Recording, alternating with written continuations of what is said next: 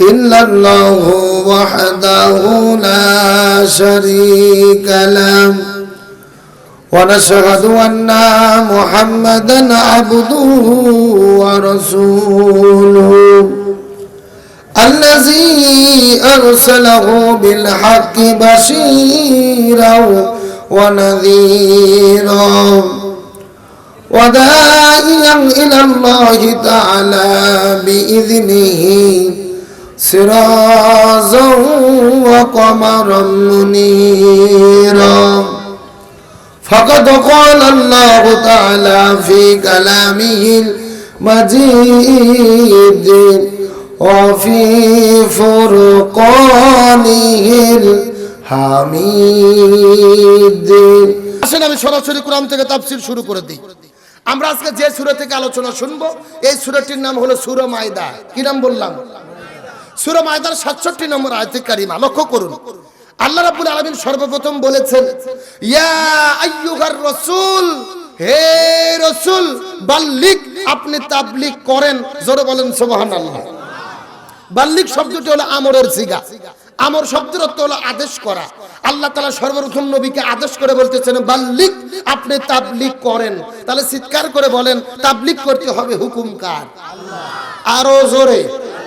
এখন বলেন, আল্লাহ যেটা হুকুম করে এটা সুন্নাত হয় না নফল হয়? কথা কোন, সুন্নাত না নফল? ফরজ। তাহলে চিৎকার করে বলেন, তাবলীগ করাকে ফরজ করেছেন কে? আরো জোরে। এখন বলেন, বাংলাদেশে তাবলীগ নামে একটা দল আছে না নাই? এখন চিন্তা ভাবনা করে বলেন, তাবলীগ দলের উপরেই কি শুধু তাবলীগ করা ফরজ, নাকি সকল মুসলমানদের উপরে তাবলীগ করা ফরজ? খুব ভালো করে বোঝার চেষ্টা করবেন। প্রথম 2 মিনিট যদি না বোঝেন, পুরো আলোচনা বোঝার কোনো বুদ্ধি নাই। রাসূল বলতেছেন, আল্লাহ আপনি তো তাবলীগ করতে বললেন, আমি কি দিয়ে তাবলীগ করব? আল্লাহ কত চমৎকার করে বলে দিলেন, মা উনজিলা ইলাইকা মির রাব্বিক, আপনার রব আপনার উপরে যে কোরআন নাজিল করেছে আপনি এই কোরআন দিয়ে তাবলীগ করেন। সুবহানাল্লাহ কোন? তাহলে চিৎকার করে বলেন, তাবলীগটা করতে হবে কি দিয়ে? আরো জোরে বলেন, কি দিয়ে? তার মানে বোঝা গেল, কোরআন বাদ দিয়ে অন্য কোন কিতাবের তাবলীগ করলে তাবলীগের হক শতভাগ আদায় হবে। এরপরে আল্লাহ কত মারাত্মক কথা বললেন, লক্ষ্য করুন, ওয়া ইল্লাম তাফআল ফামা বাল্লাগতা রিসালাতাহু, হে রাসূল আপনি জেনে রাখেন, আপনি নবী যদি কোরআন দিয়ে তাবলীগ না করেন, আপনি নবী রিসালাতের দায়িত্বই পালন করলেন না। কতটা মারাত্মক কথা চিন্তা করে দেখেছেন? স্বয়ং আমাদের নবীও যদি কোরআন দিয়ে তাবলীগ না করত, রিসালাতের দায়িত্ব পালন হতো। শেষ কথাটা ভালো করে বোঝার চেষ্টা করেন। আল্লাহ রাব্বুল আলামিন বলতেছেন, আল্লাহু ইয়াসিমুকা মিনান নাস, হে রাসূল আপনি ভালোভাবে জেনে রাখেন, আপনি নবী কোরআনের তাবলীগ করতে গেলে আবু জেহেল, উতবা, শাইবা, ওয়ালিদ বিন মুগিরা আপনার বিরুদ্ধে ষড়যন্ত্র করবে, আপনাকে হত্যার পরিকল্পনা করবে, আপনার বিরুদ্ধে ষড়যন্ত্রে লিপ্ত হবে। হে রাসূল আপনি ভালোভাবে জেনে রাখেন, আপনি নবী তাবলীগ করতে গিয়ে যদি বিপদে পড়েন, আমি আল্লাহ আপনাকে সাহায্য করব। জোরে বলেন আল্লাহু আকবার। চিৎকার করে বলেন তো দেখি, তাবলীগ করতে হবে হুকুম কার? আল্লাহ। আরো জোরে। তাবলীগটা করতে হবে কি দিয়ে? আরো জোরে বলেন। আর তাবলীগ করতে গিয়ে বিপদের মধ্যে পড়লে কে সাহায্য করবে? এই সিরাজগঞ্জ উল্লাপাড়ার মুসলমান বোঝার চেষ্টা করবেন। আমি কিন্তু আপনাদের মধ্যে আজকে দীর্ঘক্ষণ ধরে আলোচনা করতে পারবো না। মাত্র কয়েক মিনিটের ভেতরে একটা মেসেজ আপনাদেরকে দিয়ে বিদায় নিয়ে চলে যেতে চাই। তাবলীগটা কেমনে করবেন, আর তাবলীগ করতে গিয়ে বিপদের মধ্যে পড়লে আল্লাহ কেমনে সাহায্য করবে, এই মেসেজটা আপনাদের মধ্য দিয়ে বিদায় নিয়ে চলে যাব। ভালো করে বোঝার চেষ্টা করবেন। আমার নবীজির ওপরে আল্লাহ যখন কোরআনটা নাজিল করে দিল, আমার নবীজি যখন রিসালাত প্রাপ্ত হয়ে গেলেন, ওই কোরআনের দাওয়াত দেওয়ার জন্য যখন রাজপথের মধ্যে ঝাঁপিয়ে পড়লেন, আমার নবীজি যেখানে কোরআনের কথা বলে, আবু জেলের বাচ্চারা গিয়ে ওই জায়গার মধ্যে কোরআনে বাধা দেয়। নবী যেখানে কোরআনের কথা বলে ওই জায়গার মধ্যে তারা হট্টগোল তৈরি করে। আল্লাহর কোরআন বলেছেন, ওয়াকালাল্লাযীনা কাফারু লা তাসমাউ লিহাযাল কোরআন, কাফিররা আইন জারি করে দিল, নবী যেখানে কোরআনের কথা বলবে ওই জায়গার মধ্যে যায় তারা বাধা দেবে। এখন আমি আপনাদেরকে জিজ্ঞাসা করি, বলেন তো দেখি, ও সিরাজগঞ্জের মুসলমান আজকেও বাংলাদেশের ভেতরে কোরআনের কথা বলতে গেলে বাধা আছে না নাই? আরো জোরে বলেন।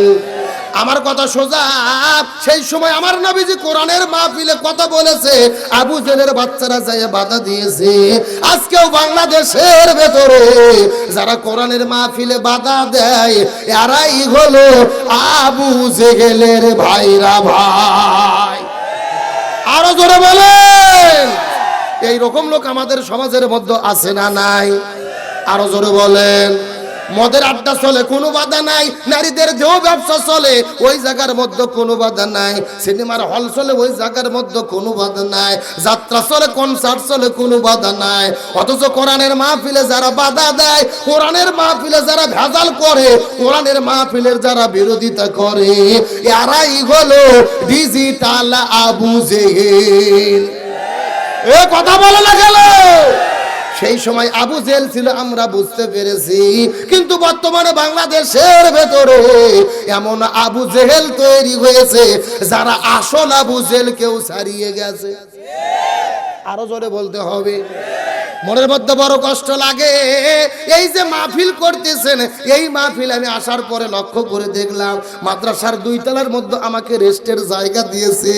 ওই পাশের জানালা দিয়ে শুনতে পারলাম, আমি আসার পর থেকে ওই সাইডে খালি ডিগ ডিগ বাজ হচ্ছে। এ কথা বল না কা, ওই পাশে বাজ হচ্ছে না? বক্স বাজাচ্ছে না যুবকেরা? ওখানে বক্স বাজতেছে, এখানে মাহফিল হচ্ছে। এদের যদি সামান্যতম কমন সেন্স থাকতো, যদি তারা মুসলমানের বাচ্চা হতো, এমন কাজ করতে পারতো না। আরো ধরে বলেন।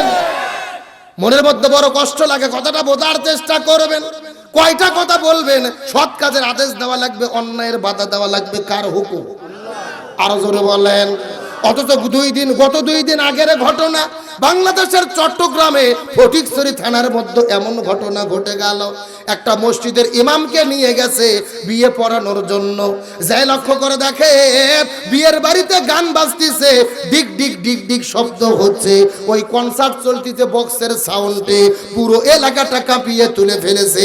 ওই বিয়ের বাড়িতে গান বাজনা, নাচানাচি দেখে, অশ্লীল নাচানাচি দেখার পরে ইমাম বলেছে, যেই বাড়িতে গান বাজনা হচ্ছে ওই বাড়িতে আমি তো বিবাহ পড়াইতে পারবো না। আমার কাছে থেকে যদি তোমরা বিয়ে পড়াইয়া নাও, আমার থেকে যদি দোয়া করাই নিতে চাও, তাহলে গান বাজনা বন্ধ করো, আমি বিয়েটা পড়াইয়া দেব। আর গান যদি চলে, আমি বিয়েটা পড়াতে পারবো না। চিৎকার করে বলেন তো দেখি, হুজুর কথা ভালো বলেছে না খারাপ বলছে?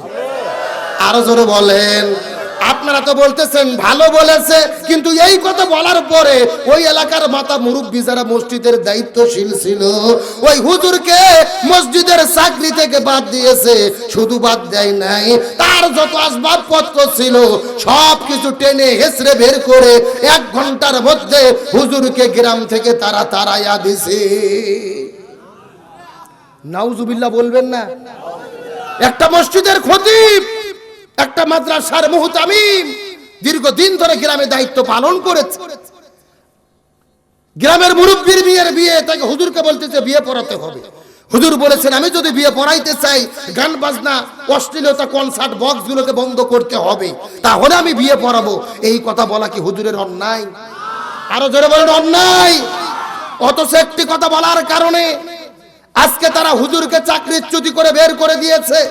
হুজুর কান্না করতে করতে তার আসবাবপত্রে বের হয়ে চলে গেছে। যেই মাদ্রাসার তিনি দায়িত্বে ছিলেন, ওই মাদ্রাসার ছোট্ট ছোট্ট হাফিজে মাদ্রাসার বাচ্চারা চোখের পানি ফেলে কান্না করতেছেন হুজুরের জন্য। হুজুরও কান্না করে, ছোট ছোট বাচ্চারাও কান্না করে। অথচ এই যেই লোকগুলো হুজুরকে বের করে দিল, এরাই হলো বর্তমানে ডিজিটাল আবু জেহেল। আরো ধরে বলেন না কেন?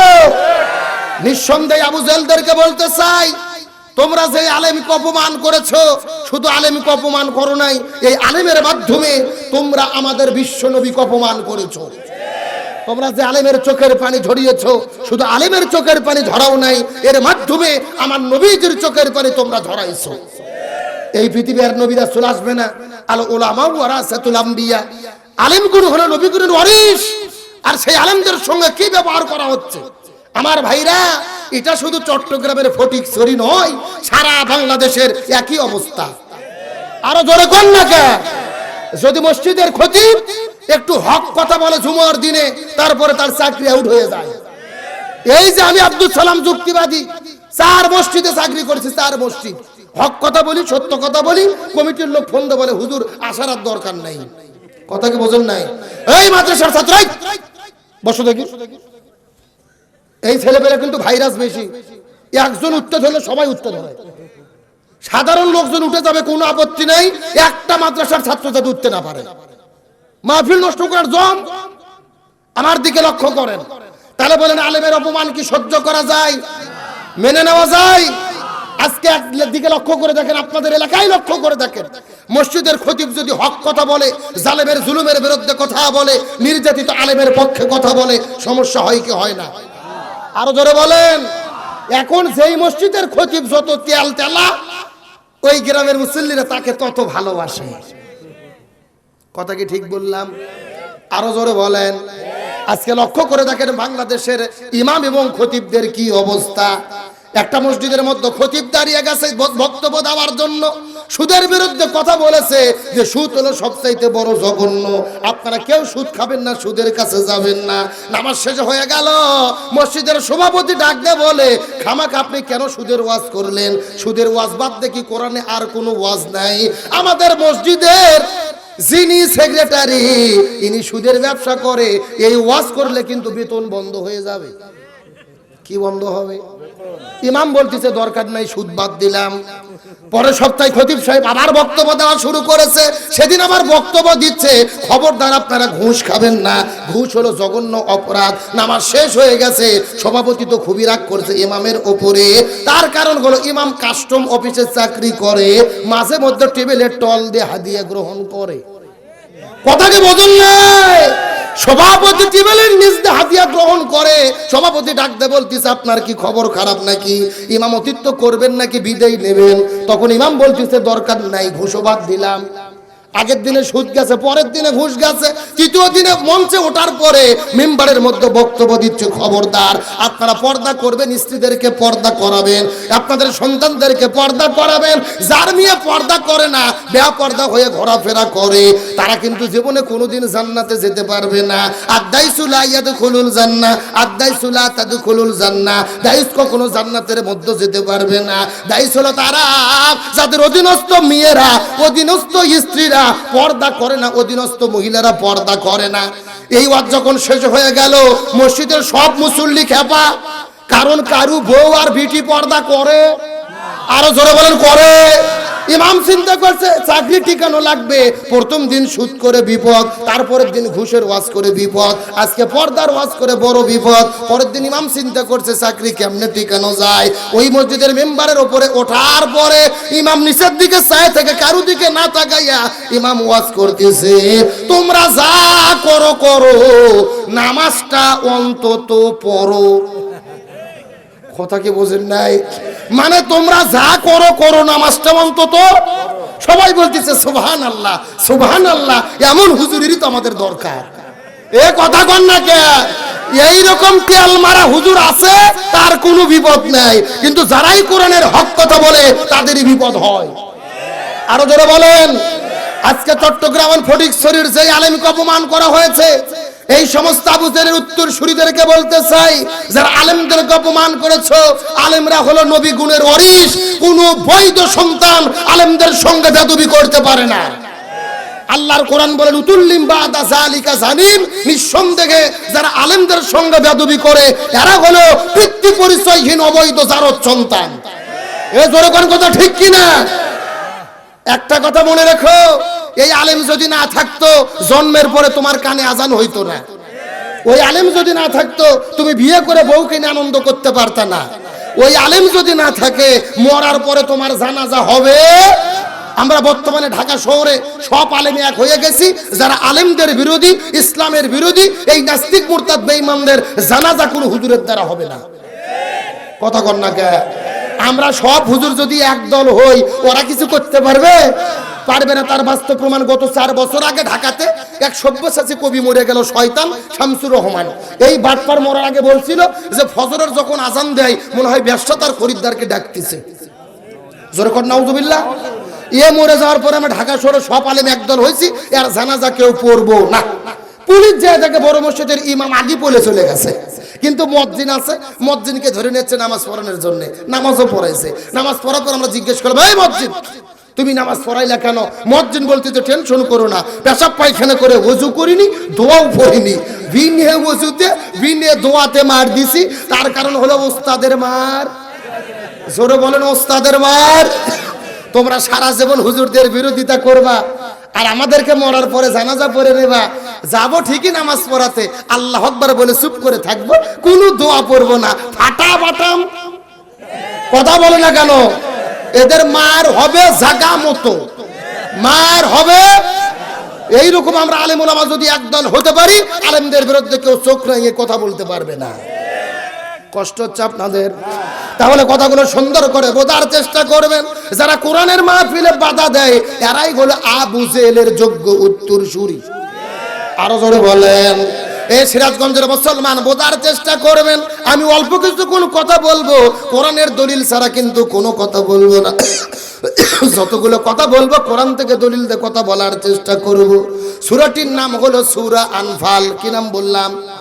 সূরা আনফালের দিকে লক্ষ্য করে দেখেন। এই সূরা আনফালের ভেতরে 30 নম্বর আয়াতের মধ্যে আল্লাহ কত চমৎকার করে বলেন, ওয়া ইয ইয়ামকুরু বিকাল্লাযীনা কাফারু, ওয়া ইয ইয়ামকুরু বিকাল্লাযীনা কাফারু। আল্লাহ তাআলা ডাক দিয়ে বলেন, ইয়া রাসূলুল্লাহ, আবু জেহেল, উতবা, শাইবা, ওলীদ বিন মুগীরা আপনার বিরুদ্ধে ষড়যন্ত্র করতেছে, কিয়ামত পর্যন্ত করবে। ভালো করে বোঝার চেষ্টা করবেন। ওই বক্স আবার দিছেন নাকি? বেস দিয়েছেন ভাড়া, গলা টানতেছে, সাউন্ড একটু কমান, একটু কমে দেন বেস এবং ওই টন।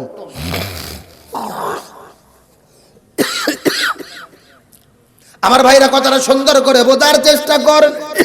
আল্লাহ রাব্বুল আলামিন বললেন যে আবু জেহেল আপনার বিরুদ্ধে ষড়যন্ত্র করতেছে, কিয়ামত পর্যন্ত করবে। এখন আমি আপনাদেরকে জিজ্ঞাসা করি, বলেন তো দেখি, আবু জেহেল কি কিয়ামত পর্যন্ত বেঁচে থাকবে?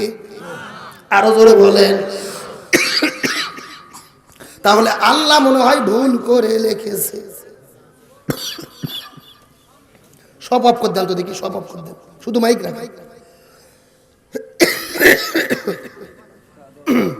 আসলে সমস্যাটা কি মাইকের না, সমস্যাটা হচ্ছে ভোল্টেজের। এই যে এত জবান খুলে সকলে পড়ি আউযু বিল্লাহি মিনাশ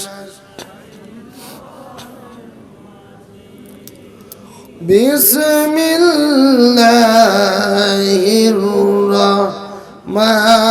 রহমানির রহিম। ইন্নাল্লাহা ওয়া মালাইকাতাহু ইউসাল্লুনা আলান নাবিয়্যি ইয়া আইয়ুহাল্লাযীনা আমানু সাল্লু আলাইহি ওয়া সাল্লিমু তাসলিমা। সবাই দরুদ ইব্রাহিম পড়ি। আল্লাহুম্মা সাল্লি আলা মুহাম্মাদিন ওয়া আলা আলি মুহাম্মাদ কামা সাল্লাইতা আলা ইব্রাহিম ওয়া আলা আলি ইব্রাহিম ইন্নাকা হামিদুম মাজিদ।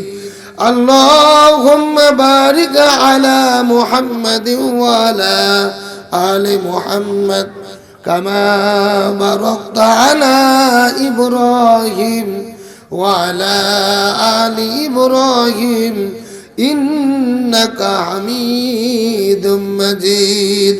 সকলে পড়ে বালাগানুনা বিকামালিহি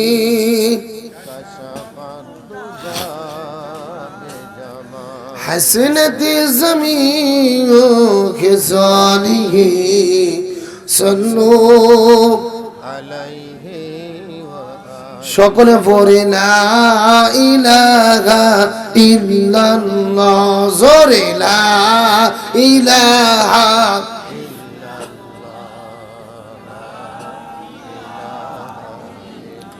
আপনারা সকলে থামেন। আপনারা সবাই ঘুমন্ত না জাগ্রত? আর একটু জোরে বলেন। আমাদের এলাকাতে দুইটা মহিলা মানুষ ঝগড়া করলে আর চাইতে সাউন্ড বেশি হয়। কথা কি বুঝতে পারছেন? তো আপনাদের শক্তি কি মহিলা মানুষের চেয়েও কমে গেছে, না শীতের কারণে ছিটকে লাগছেন? সবাই চিৎকার করে বলেন তো দেখি, জিকির করলে লাভ না ক্ষতি? কম না বেশি? কেমন লাভ জনাবে মুহাম্মদ রাসূলুল্লাহ? সকলে পড়ি সাল্লাল্লাহু।